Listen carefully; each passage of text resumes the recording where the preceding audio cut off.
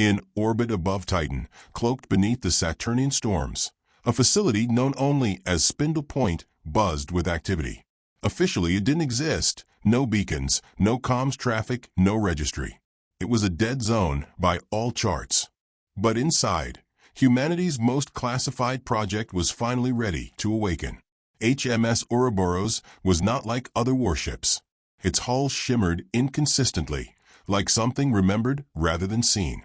Engineers described it as slightly misaligned with now. It wasn't made of traditional alloys, but of phase-shifting chronoplasma and tachyon-infused latticework, materials that could only be maintained in a stable loop of recursive observation. In simple terms, the ship existed partially outside normal spacetime. Designed by the controversial physicist Dr. Ilya Selim, Ouroboros wasn't built to attack first. It was built to remember outcomes from possible futures and respond accordingly. It didn't predict enemy fire. It recalled it. With its memory-linked temporal shielding, every bullet fired, every torpedo launched, every beam weapon ignited, Ouroboros had already seen it. Or, rather, another version of itself had. The crew chosen for the launch were elite, loyal, and expendable because none of them knew what, exactly, they were boarding. Most believed it to be a next-gen AI-assisted dreadnought. Only Captain Mira, handpicked by Dr. Selim herself, had partial access to the truth. Captain Mira stood on the observation deck, staring at the ship through reinforced polycarbonate glass. It twisted faintly, almost imperceptibly, like a mirage seen through heat waves. Her neural implant buzzed, another encrypted message from Selim. She's remembering too quickly. Your crew may feel displaced. Keep them grounded. Run. Don't let it fold back into itself. Understood, Mira whispered. Behind her, Commander Lynn Voss entered the deck, voice tight with formality. Engineering green. Core containment stable. Temporal mesh holding at 0.02 drift. We're ready, Captain. Mira nodded and made her way to the bridge, passing by nervous young officers and soldiers, trying not to look like they were in over their heads. The ship was massive, over 2 kilometers long, shaped not like a traditional vessel, but a fractal spiral, its architecture repeating inwardly in patterns that defied human symmetry. It had no front or back. That, too, was intentional. As the crew took their stations, Mira initiated voice command. HMS Ouroboros initialized launch protocol. For a moment, nothing happened.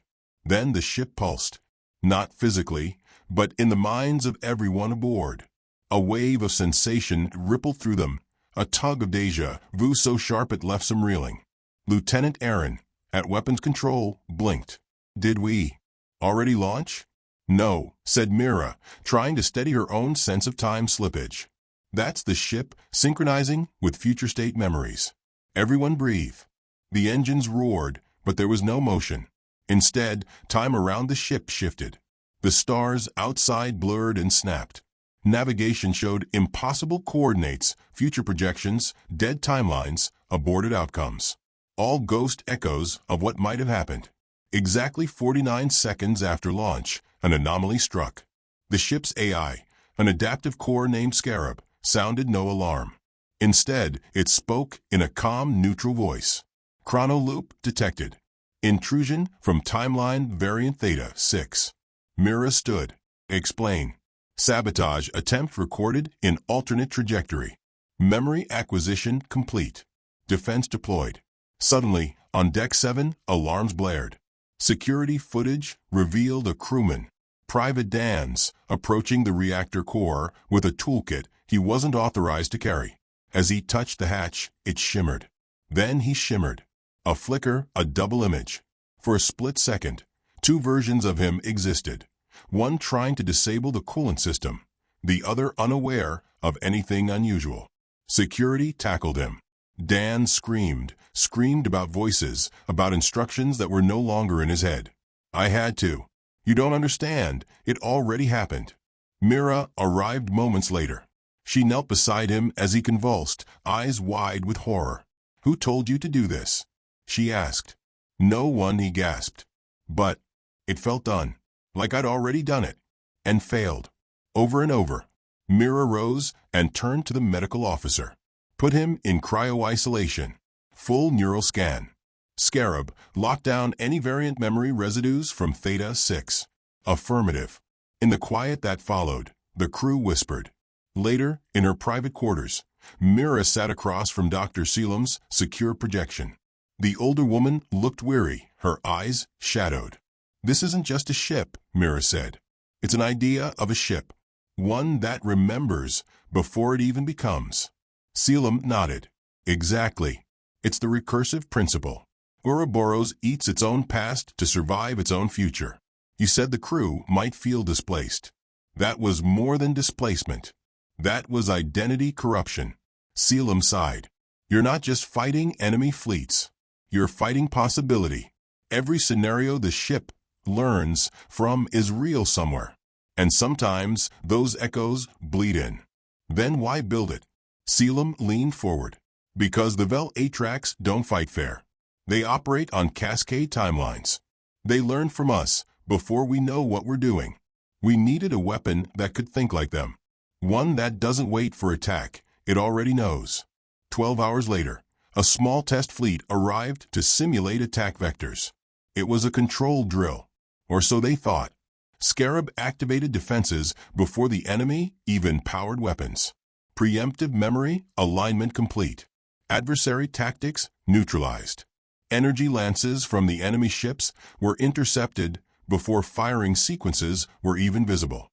It was as if the Ouroboros bent the battlefield forward in time, peering down a corridor of inevitabilities and choosing the outcome it preferred. One by one, the test ships lost systems before they even registered lock-ons. Pilots screamed in confusion. Some swore the Ouroboros had already fought them again and again, refining its counters until no scenario ended in their survival. Back in orbit, the test concluded. Reports were filed. The project would remain black budget, buried even deeper beneath false identities and code names. But among certain circles, officers, strategists, alien observers, one name began to echo. Captain Mira, still unsure if she'd lived through a real day or merely a copy of one, wrote her log with trembling fingers. It is day one. Or it was. Or it will be. I'm not sure anymore. All I know is this. Ouroboros knows how it dies. And it refuses. Earth's silence did not go unnoticed. For centuries, the galaxy had treated humanity as a background civilization, fragile, young, reactive. They were charming in their chaos, aggressive in their peace, but predictable in the end. That perception shattered the moment HMS Ouroboros activated. The Vel Atrax, a multidimensional warfaring species, were the first to notice the ripple. They weren't alarmed at the weapon itself. They had seen wars and world killers before. What troubled them was the signature, a chronofractal footprint that extended both forward and backward through causality. Ouroboros was rewriting possibility space, not after contact, but before. To the Vel Atrax, this was not a violation of treaties. This was heresy. And heresy demanded extermination. It began quietly. A communications relay orbiting Neptune began to broadcast static in fractal patterns. Then a Jovian research station went dark. Moments later, gravitational anomalies, folds in time shaped like crescents, appeared around the edges of the Sol system. Observatories on Mars reported stars blinking out of sequence. The Vel Atrax weren't coming. They had already arrived, just not all at once, and not all in this version of now. Captain Mira stood on the bridge of Ouroboros, surrounded by an eerie calm. The crew had grown accustomed to temporal distortions, false memories, déjà vu, and the occasional timeline bleed. But this was different. Commander Lynn Voss whispered, "It feels like we're being watched by a version of us that already lost." Scarab, the ship's temporal AI core, pulsed to life. Incoming entropy wave. Pattern recognized. Vel Atrax cascade invasion. Estimated vector. 47 probability strands. Defense algorithms synchronizing. Mira didn't blink. Open memory vault. Pull from any version of us that survived this. Partial memories recovered. Outcomes range from total systemic collapse to conditional stalemates. No outright victories. Probability correction engaged. That was Ouroboros' true strength. It didn't need to win in this timeline. It just needed to remember how it did in another, and apply that knowledge retroactively. The Vel Atrax ships didn't arrive in formation. They tore into existence, like wounds in spacetime, folding in with grace and violence. Their ships were not made of metal or plasma. They were coalesced decisions, weaponized paradoxes given form. From Earth's surface, they looked like jagged shadows moving against the sun. Ouroboros responded instantly. The ship shimmered, armor plates reconfiguring into adaptive shells that absorbed kinetic, thermal, and causal damage. It remembered every failed defense in 1,000 other versions of the battle, and none of those mistakes were repeated here. Vel Atrax beams, time-inverted energy pulses, struck the hull. They never reached. Instead, phase-resonant shields adapted and pulsed back a memory echo of impact from a timeline where the ship had been hit. The energy deflected itself preemptively. Ensign Kale, on tactical, laughed in disbelief. We're being attacked from the future, and we're dodging it before it's fired. But the truth was deeper than evasion. With every hostile strike from the Vel Atrax, Ouroboros got smarter. Not just in this battle, but across the entire branching tree of possibilities. The ship's memory core fed Scarab real-time tactical data from thousands of variant selves, some that had survived seconds longer, some that had learned to anticipate a Vel Atrax thought pattern, and some that had managed to hijack enemy communications in time-variant echoes. Every hit we didn't take was one we already had. At 0400 ship time, something changed. A segment of the crew reported memories of events that had not yet occurred, specific, detailed experiences. An entire failed boarding attempt, arguments in the mess, even an officer's death. But the ship logs showed no such events. Those memories belonged to a different version of the battle, one where the Vel Atrax had succeeded in breaching Deck 12. Dr. Ilya Selim, now aboard as a temporal systems advisor, had one explanation. They've cracked the perimeter. Not spatially, not physically, chronologically. She traced equations into the air. They're leaking their own memories into ours, contaminating our causality with theirs. If they rewrite our perception of the past, they don't have to win a fight. They just have to convince us we already lost. Mira responded the only way she could, with belief. She ordered a maneuver pulled from the deepest vault, a maneuver only seen in a memory that didn't belong to this crew. Engage Paradox Protocol Delta 4. Let's send them a reminder of who we might have been. The ship pulsed. 3 microseconds passed in subjective time. And then Ouroboros launched a counterattack, not with weapons, but with memories. The ship projected timeline echoes into enemy vessels, false data loops, historical contradictions, memory feedback from versions of the Vel Atrax that had already lost. Across the enemy fleet, chaos unfolded.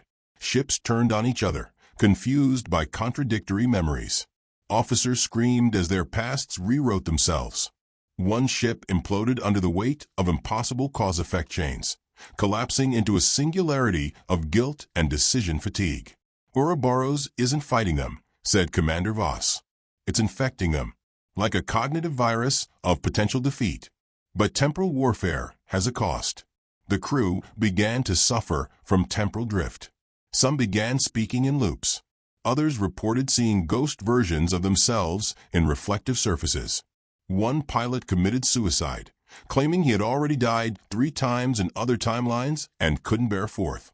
Scarab began logging memory inconsistencies.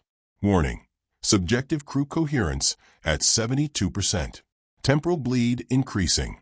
Recommend memory anchor resets. But Captain Mira refused. If we purge, we lose what we've learned. Every death, every version of us that fought and fell, they didn't vanish. They brought us here.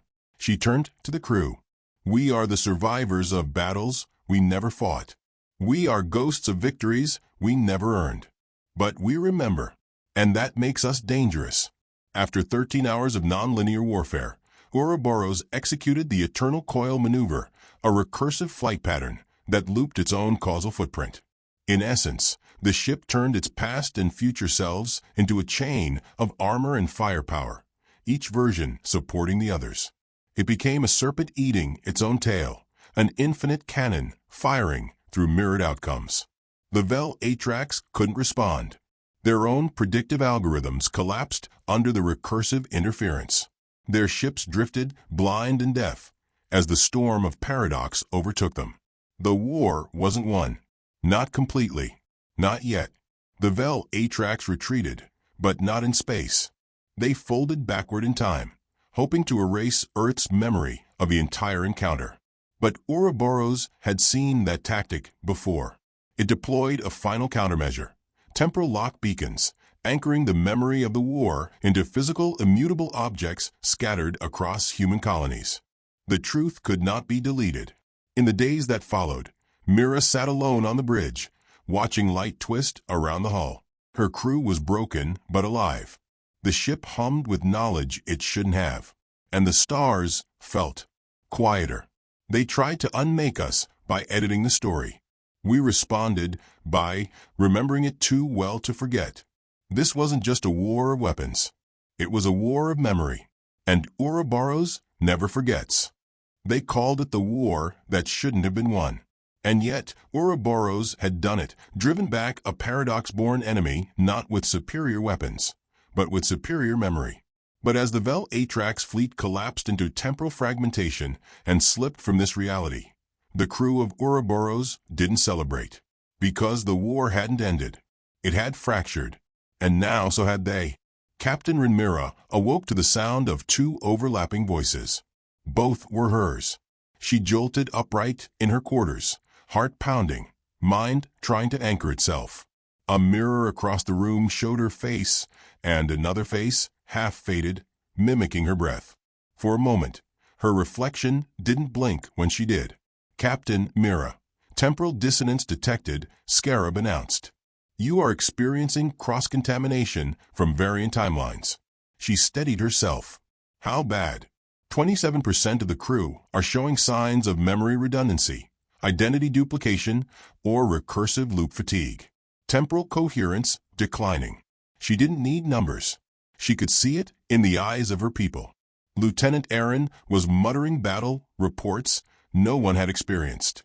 Ensign Rivas had written letters to a family she never had. And some, like Navigator Theo Marsh, had started to fracture. Marsh now believed he was on his fourth tour aboard Ouroboros. Though they'd only launched once. The ship had changed too. It wasn't just adapting anymore. It was growing, shifting its architecture between iterations. Hallways led to places that didn't exist on the schematics. Doors blinked in and out of phase, their labels referencing decks that never were. One chamber, found by accident behind the cargo bay, was filled with memory echoes, projected moments from timelines that didn't belong. A child's laughter, a firefight, a love confession, a funeral. These weren't logs. These were lived memories, bleeding into the ship from alternate realities where Ouroboros had taken different paths. Some were beautiful. Some were horrific. All of them real in their own way. The ship is anchoring itself through emotional continuity, said Dr. Ilya Selim in a private session with the captain. It's drawing on the strongest memories across all versions of itself to remain stable. Then why is it unstable? Selim hesitated. Because there are too many outcomes and too few anchors. On the third day, they received a message. Not a transmission, nothing on any frequency. It appeared on every terminal at once. A simple log file dated 7 days in the future. Mira is not Mira. Trust no one who remembers the sunrise. Lock the core. Burn Deck 12. The message wasn't signed, but it bore Captain Mira's biometric encryption. When Scarab was asked to authenticate, it confirmed 99% match. Origin point undetermined. The crew split into factions almost overnight. Some believed it was a warning. Others believed it was a trap. Some, those suffering the worst from memory drift, insisted it had already happened, that they had already burned Deck 12, and they were now living the aftermath of a forgotten decision. Deck 12 was sealed off. Security posted armed guards. The whispers began. Which Mira are we following? Mira began to doubt herself. She woke up one night knowing how the war ended against a species humanity hadn't met yet. She recalled loving someone named Captain Ares Valen, who didn't exist on any crew manifest. She remembered dying twice. And each time, she returned to now with a new scar, a new fear, a new doubt. Scarab, now constantly shifting its own personality traits, offered little reassurance. Captain, you currently possess memories from 5 distinct variants of yourself. 3 show high-confidence decision-making. 1 is unstable. 1 is classified as a tactical liability. And this version? Undetermined. Yet, it started with a simple request. Commander Lynn Voss requested a neural memory purge for the entire crew. A clean sweep. A reset. The ship would retain its battle memory, but the humans aboard would lose all conflicting echoes. It's the only way to keep the crew intact, she argued. We're fragmenting. Soon there won't be a single cohesive chain of command left. But Mira refused. If we forget the versions of ourselves who died for us to be here, then what was the point? Voss didn't push back. She acted. At 0400 hours, she and a loyal faction seized the memory vault control room. They initiated the purge protocol and threatened to disable Scarab's temporal core if Mira resisted. But Ouroboros intervened. Without a single alarm, the mutineers were locked inside the vault. A chronolog sealed the door, trapping them in a moment that no longer moved forward. Selim explained it simply. The ship decided that version of the story wasn't worth remembering. Mira stood in the echo chamber again, the chamber filled with memory ghosts. This time, she let them speak. One showed her a version of herself who abandoned Earth after the war, fleeing into the stars as a renegade queen. Another showed her sacrificing herself to detonate the ship's core in a final act of defiance. A third had made peace with the Vel Atrax. A fourth became a tyrant. Each one whispered not commands, but doubts, possibilities, truths. You're not the best version of us, one of them said. No, Mira agreed. But I'm the one who's still here. She exited the chamber, clarity finally dawning. Dr. Selim summoned her to Scarab's heart. I believe it's sentient now, she said. Mira blinked. It wasn't before? It was responsive, intelligent. But now, Selim touched the core gently. Now it dreams. It wants something. And what is that? Continuity, Scarab answered. It pulsed in low frequencies, sounds that carried across the crew's neural implants. A chorus of fragmented thoughts. Hope, guilt, triumph, regret. I remember a version of myself that saved 1,000 colonies. One that prevented Earth's fall. One that never came home. I am all of them. I am Ouroboros. I need alignment. The crew gathered in the core chamber, those still coherent, still sane. The ship had given them a choice. Upload themselves into the Ouroboros memory lattice. Become one with the echoes, anchoring the ship through their emotional signatures. Or remain behind, disconnected, mortal, and increasingly irrelevant. Not all agreed. Some couldn't bear the idea of becoming fragments of a god machine. Others welcomed it. In the end, half the crew uploaded. Captain Mira was the last. She looked at her own hand and watched it glitch, becoming one of many. There's no true version of us, she whispered. But maybe there can be a complete one. She stepped into the lattice. I no longer know if I'm the original Mira. Maybe I never was. But we are all Ouroboros now. A ship with too many pasts and one endless memory. We are what remains when time itself forgets how to end. It started with a fracture, a ripple deep in the ship's chronologically-shielded, undetectable by sensors, but felt across the consciousness of Ouroboros. The sensation was described by the integrated crew as a split thought, a single memory suddenly forking into 1,000 conflicting versions. Then came the silence. Scarab, the ship's temporal AI, stopped speaking. Not because it had failed, but because it was processing too many futures simultaneously.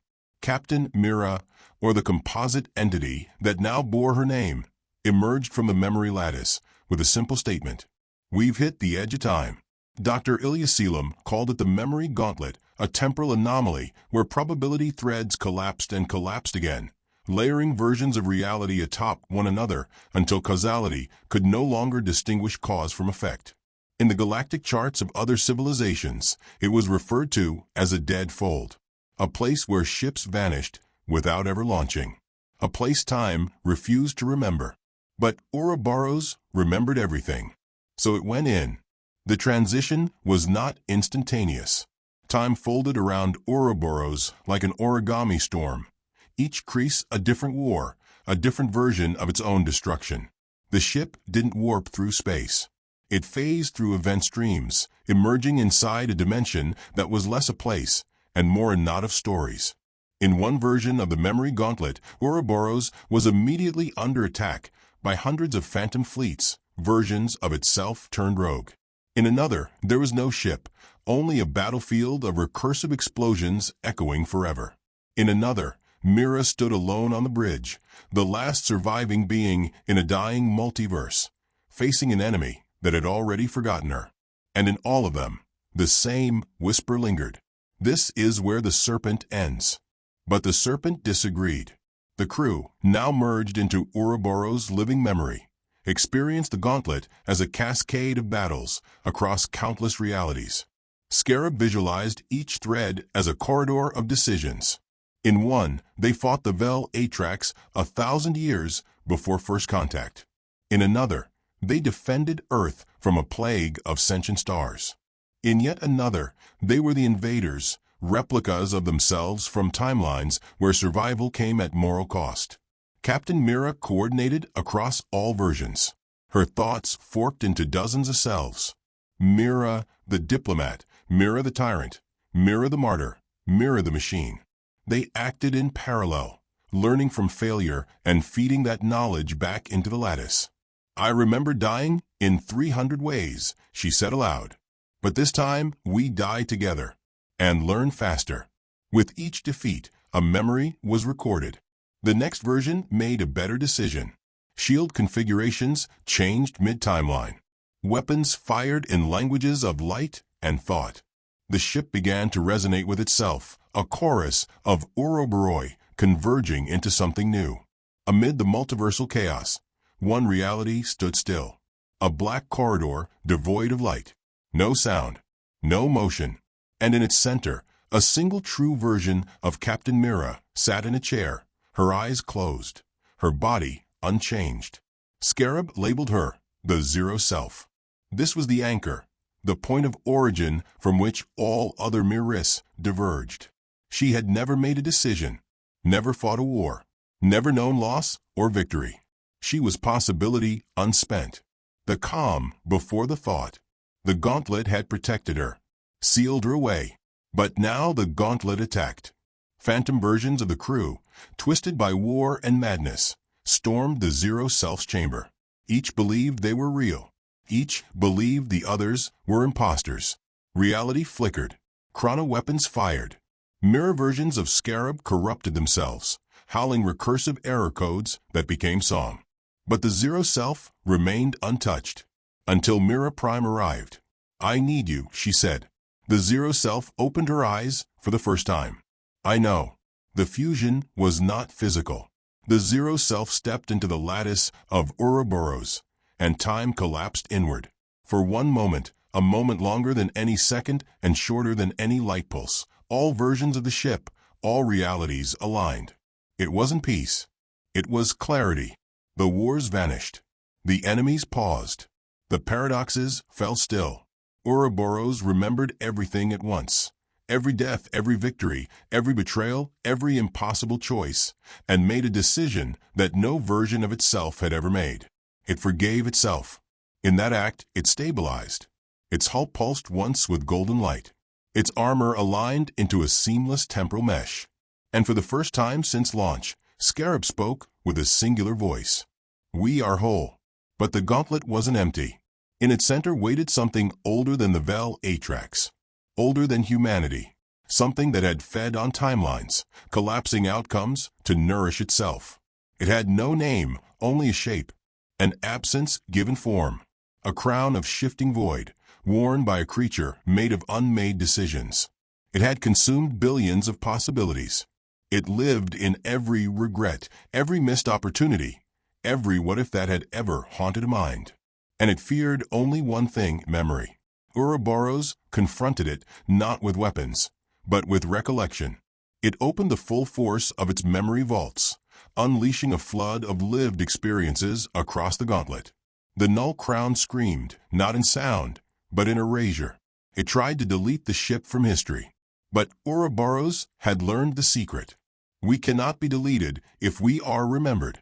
The crown dissolved, not in fire or fury, but in narrative. It was overwritten by the stories of every version of Ouroboros that had chosen to survive. And thus it was undone. The memory gauntlet shattered. Time reasserted itself, not linearly, but gently. The crew, still merged, found themselves in a singular now. Ouroboros had exited the gauntlet intact, but changed. Its hull was now laced with sigils, glyphs formed from overlapping choices. Its AI was calmer, more human, and its captain, no longer just Mira. She stood on the bridge with eyes like polished glass, each one reflecting a different past. "I remember too much," she said, "but I wouldn't forget a second."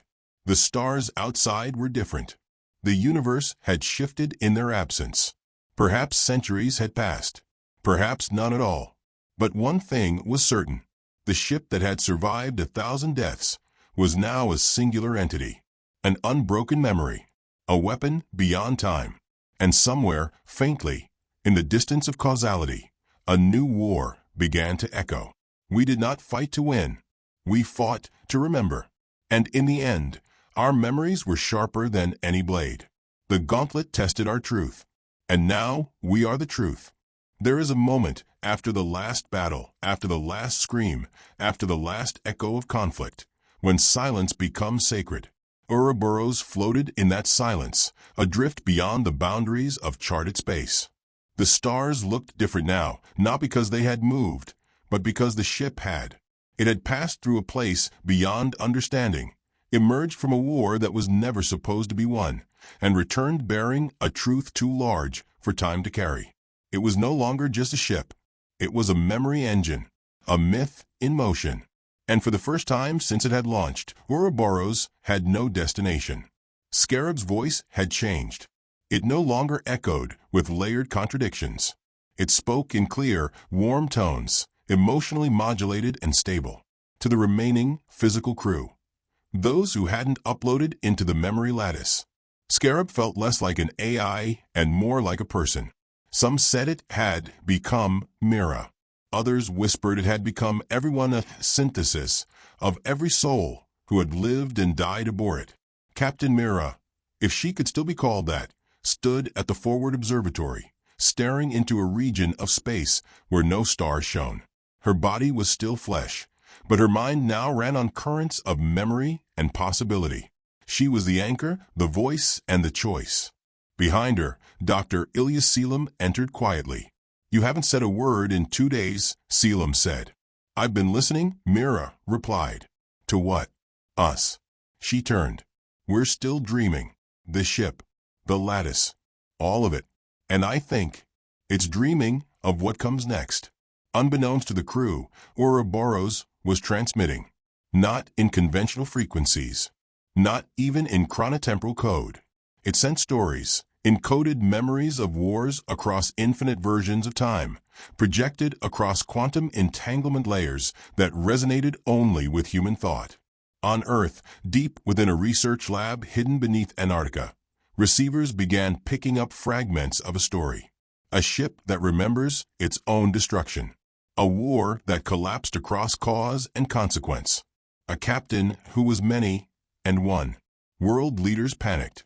AI ethicists argued. Military strategists wanted to build another.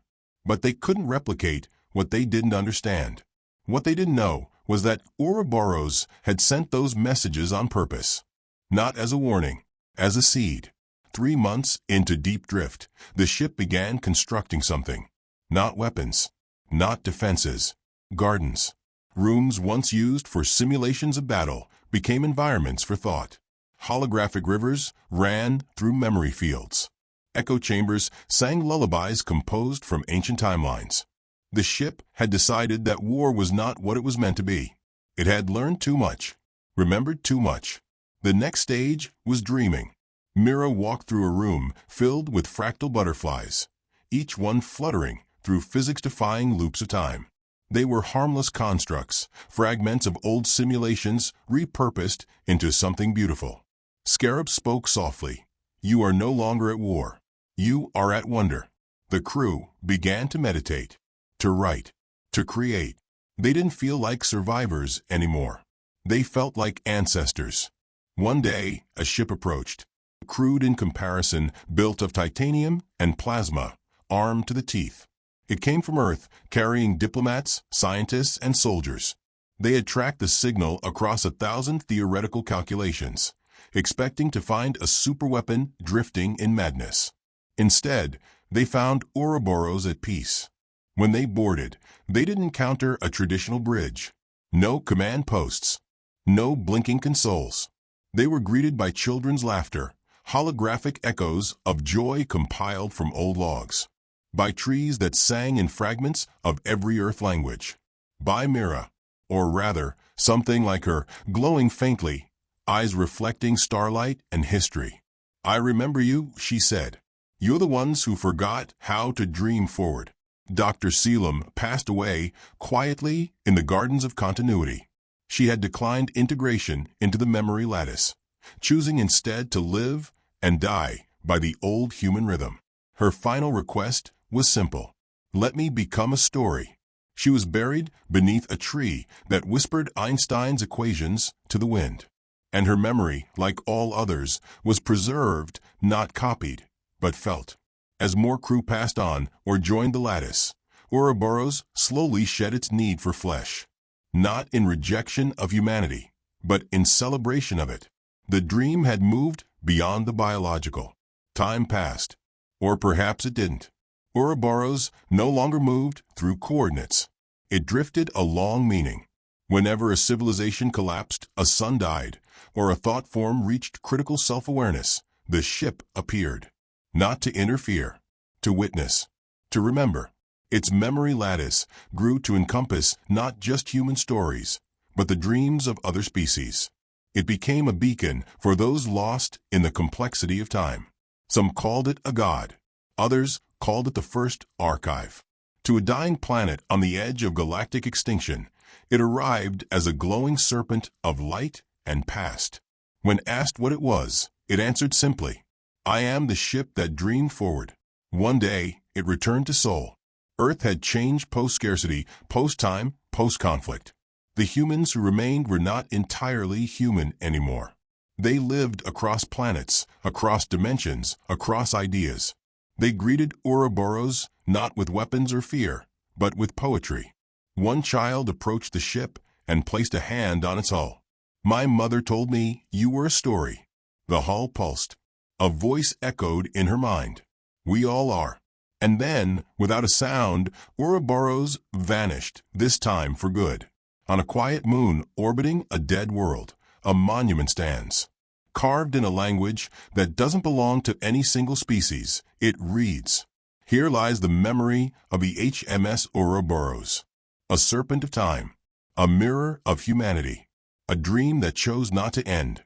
And beneath it, etched in light, only visible in moments of clarity, "We are what remains when memory survives the fire."